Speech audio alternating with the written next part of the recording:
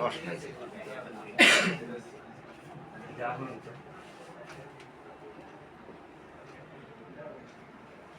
আর এই স্যার এইটার থেকে গেড়িতে এই থেকে আর এই গেটি করা এই রক করার যেমন দিয়েছেন এই যে স্যার এই কেমন তো কমছিল পরে তো ওই যে পিটিক্সে উঠছে ওই যে 4 পয়েন্ট পর্যন্ত রয়ে গেছে সাইডের নিচে আর নামে না